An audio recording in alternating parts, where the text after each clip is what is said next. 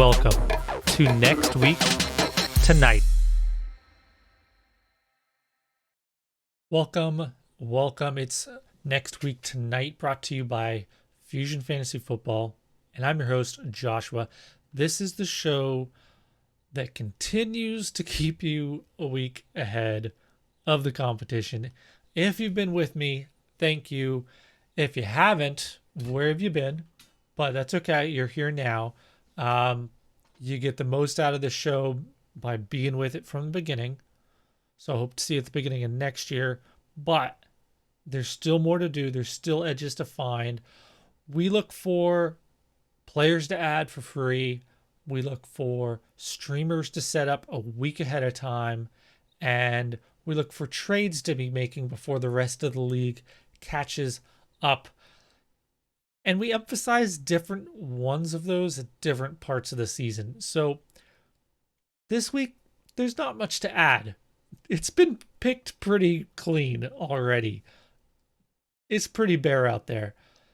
The first 3-4 weeks, we are all over ads. Then we start getting into bye week season. Then we're right in the middle of it now. You just had the week 7 that was terrible.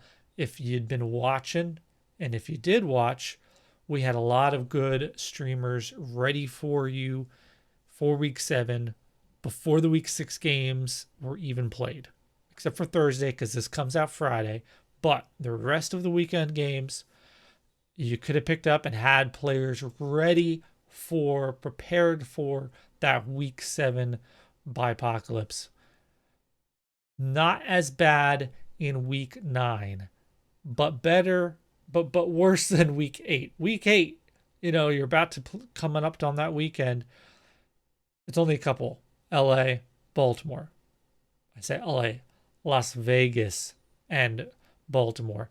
But going into week 9, and this is week 9 episode because it's next week tonight. So week 9 tonight, and you have on by Detroit, Seattle, Tampa Bay, and Washington.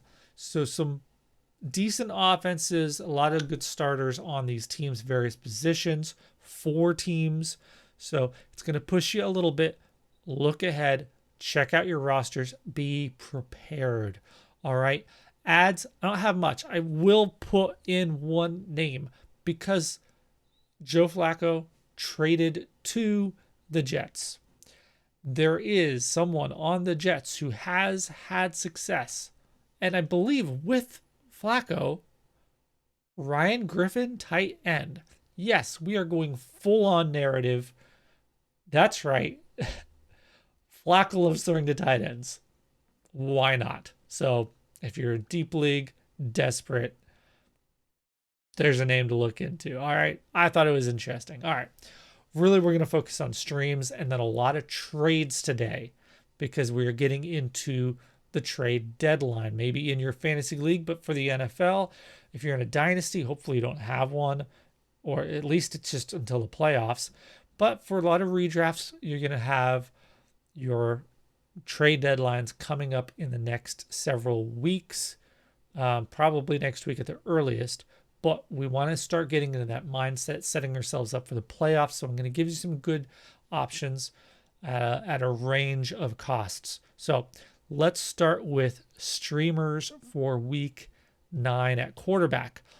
On bye, remember, Goff, the Geno or Russ, whoever you think will buy then. Hopefully Russ will be back by week 9, but the bye week is coming. So he's probably not playing week 8. Then he's on bye week 9. Hopefully you get him back week 10. You have to be prepared for that. Tom Brady and Taylor Heineke, those are the guys out. So who are you going to look? Well, first off, Tyrod Taylor, possibly back week 8. But in week 9, he's playing Miami. 3rd most points to quarterback. Really great option to pick on. You also have good old Teddy Bridgewater, and he was already a streamer last week, and you're going to keep being able to stream him. They've got Dallas, who give up the 4th most points quarterback, and for good reasons. They have a good offense. They push teams. Their defense is all right. All right, so Well, that's for quarterbacks. I think between those two, you should have somebody. If you're in a super flex league, well, you should have grabbed Flacco. In a deep super flex league for an ad, you want Minshew. Okay, you want Minshew. All right, so because of the trade to Flacco, that means Minshew's the backup in Philadelphia. And look, Hurts is great for fantasy. I mean, great for fantasy.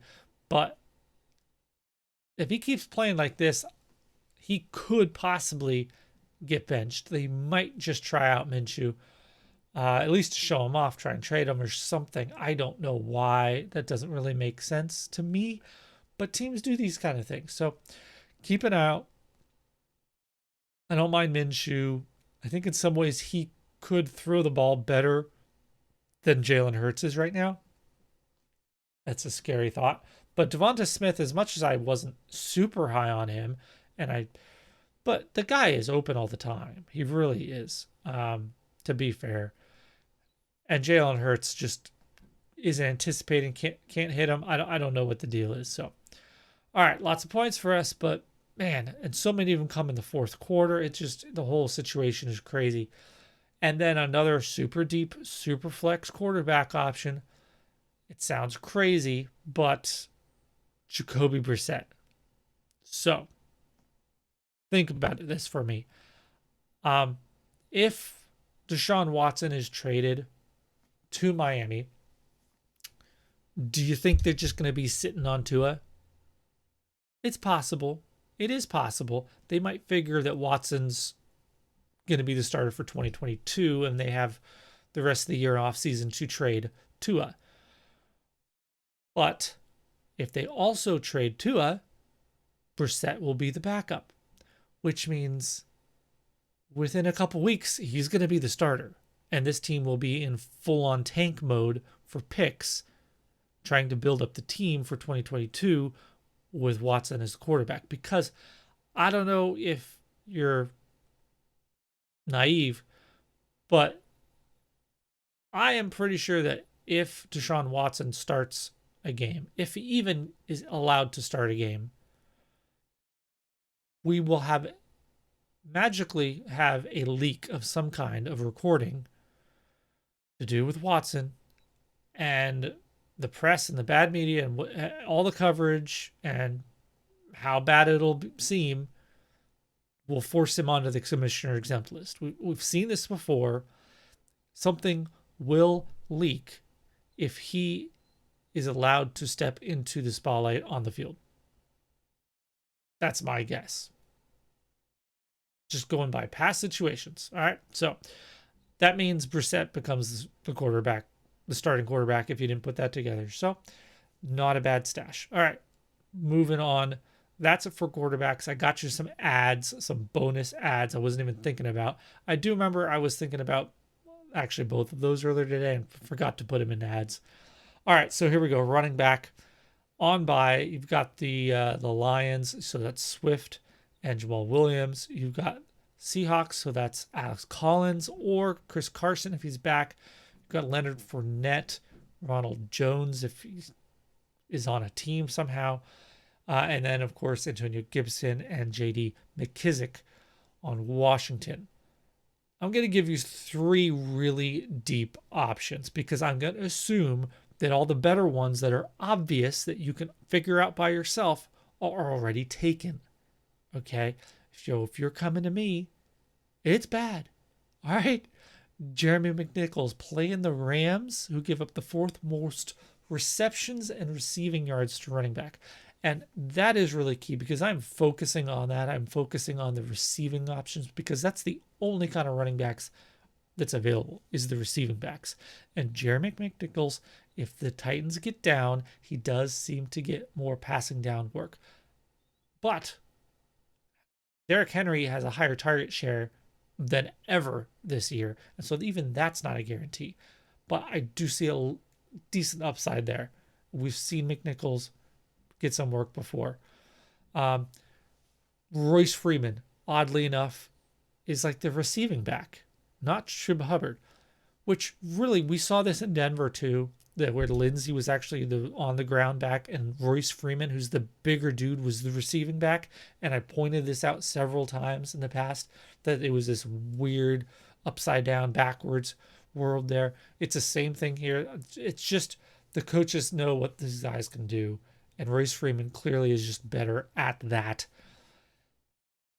Playing New England, who gives up the most receptions and receiving yards to running backs. I think it's kind of a by design of their bend don't break defense, that they're like, you want to dump it off, go ahead. So Royce could conceivably rack up some work there.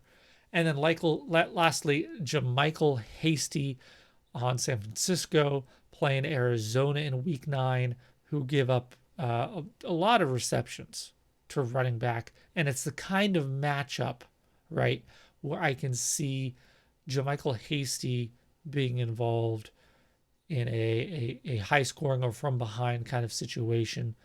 Hasty's also just come back healthy. So what we're looking at stats wise for his production may not really be indicative for the work he will be getting in the future. I say that while at the same time we'll talk later about Elijah Mitchell, who I really like. And so really this is just taking a chance on Hasty specifically because of this game. Wide receivers. On by, you've got, of course, DK Metcalf, Tyler Lockett, Mike Evans, Chris Godwin, Antonio Brown, all those Tampa Bay guys. And then you have McLaurin on the Washington. Yeah, it's everybody. Oh, no, we didn't talk about Detroit because they don't have any wide receivers to talk about, of course. All right. Nico Collins playing Miami, who give up the second most points to wide receivers. This isn't interesting. I like Nico Collins. I'll take a shot. I'll take a shot on that because, again, we're thin. Similar lines, Van Jefferson, Tennessee, giving up 6th most points to wide receiver. And that's it. Like I said, we're talking more trades. Let's get to them. Finish this up with tight ends. On by Hawkinson, maybe Gerald Everett, Gronk, Brait, OJ Howard, whoever your Tampa Bay tight end is, and then Ricky Seals-Jones and Logan Thomas if he is back by then, but he's on bye. Look for him to be back after that. So Logan Thomas, take a look, make sure he wasn't dropped. Okay? That's why we cover all of these details, just in case something like that pops up. All right? So go ahead and check out, see if Logan Thomas is back and if he is available to stash. You have to stash him through his week 9 bye. I understand. Everyone's at a different place, especially when it comes to tight ends. For streamer, I like Mo Alley Cox playing the Jets. 6 most points to tight end. I know he's a tight end. He's a touchdown or bust kind of tight end, but against the Jets, I'll take it. And then Tyler Conklin, Baltimore gives up the 9th most points to tight ends. Conklin was on bye in week 7, possibly available now. Didn't really perform that well in week 6, and so it's quite possible he's being overlooked. All right, trades. Going, as always, biggest ones, highest priority first. Saquon Barkley. It's possible he's a little bit discounted. It's a big risk, but if you're in a situation where you're just kind of on the edge, you have a great team, all you need is a running back. If you go after Saquon Barkley, he has the ability to pay off to win you your league if he comes back and stays healthy. His schedule is great down the end of the season into the playoffs. So that is why he's a great target if you're on that edge. If you are a dynasty team who is a solid contender, don't give up assets that are going to hurt your future just to try and win this year with a Saquon Barkley. That's all I'll say on that. That, of course, goes for all of them, but I want to be extra sure to say it on Saquon Barkley. All right, next I have Calvin Ridley, also not been playing very well, but he's out there. He's getting the work. I've got to believe that's going to bounce back some, especially everyone's all excited about Kyle Pitts because he's had two really good games, and there was a bye week in between. But here's the thing about Calvin Ridley: when he had Julio across from him, he was really good. So what happens when defenses finally start to king in on Kyle Pitts more? Wasn't that the whole point? Wasn't that what you wanted him to be? Well, what does that mean for Calvin Ridley? I think it means a return to better efficiency, some touchdowns, more fantasy points. So I like Calvin Ridley as a buy low. He has not been playing well, but I don't think we have any reason to believe that that is what will continue. Devontae Parker. This is controversial, but he's probably not very cheap. I mean, maybe an early, quote unquote, early third, a late second, a future second, as in future as in 2023, for sure, might get it done. Not very popular guy, but he's getting a lot of the work, the air yards, the targets. He's getting the work, and everyone else around him is getting injured. I mean, he got injured too, but you know what I mean. So Devontae Parker is a really sneaky one right now, I think. And then along those lines, Chase Claypool hasn't been great. Big Ben's not been good at all. It's just a whole ugly situation over there. And out of that uncertainty, I think he will be discounted. But the schedule is good. The schedule is really good for Chase Claypool, and he's putting up the stats. And I'm talking more, not just the raw numbers when I say the stats. I say he's got high yards per team pass attempt and high air yard market share on the team. So there's a lot of things that point to him really being involved.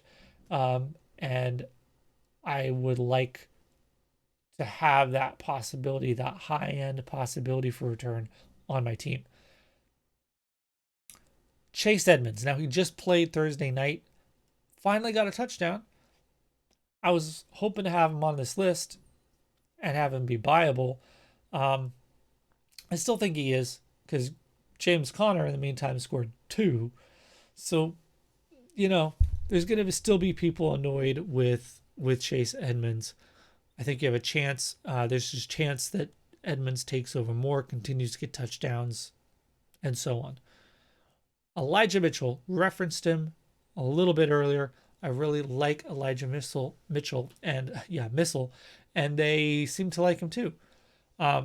Definitely is the starting running back, and I think that's being overlooked. His peripheral advanced stat numbers are pretty good. He's putting up the yards with the opportunities.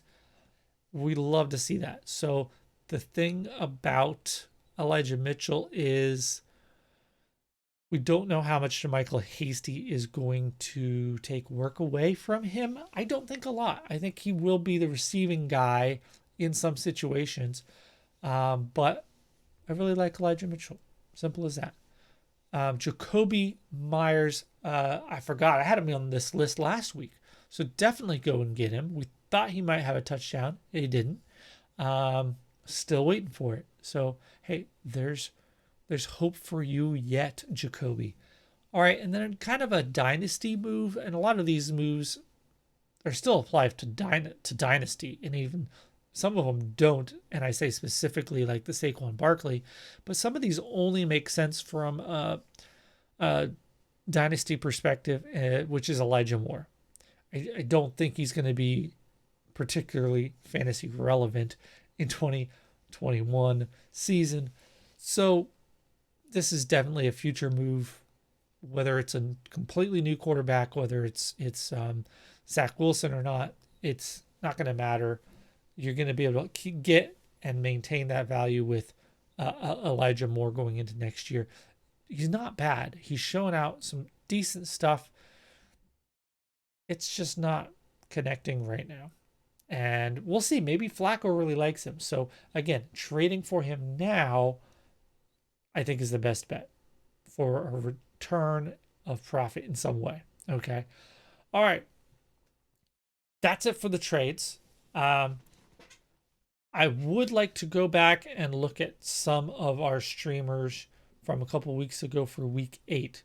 So let's roll it back. Matt Ryan, Ryan Tannehill were the 2 quarterbacks. Both did great. Okay. Running backs. Sonny Michel did absolutely nothing.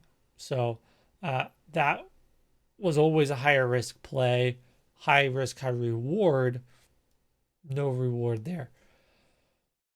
I feel bad about the next one because it's happened a couple times now that we talk about a player to add or a streamer who's a backup and the lead running back gets hurt. Kenny Gainwell, he gets no Kenneth Gainwell. He gets the Kenneth now. Kenneth Gainwell playing the Raiders. I think it's just a good option, solid option out there.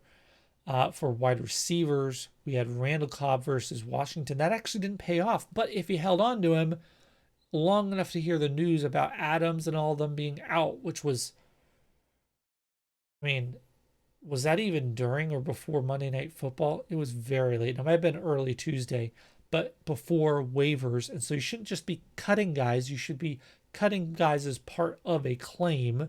All right. So you should have had time to reverse that and say, hey, Cobb's going to be like one of 2 healthy guys. So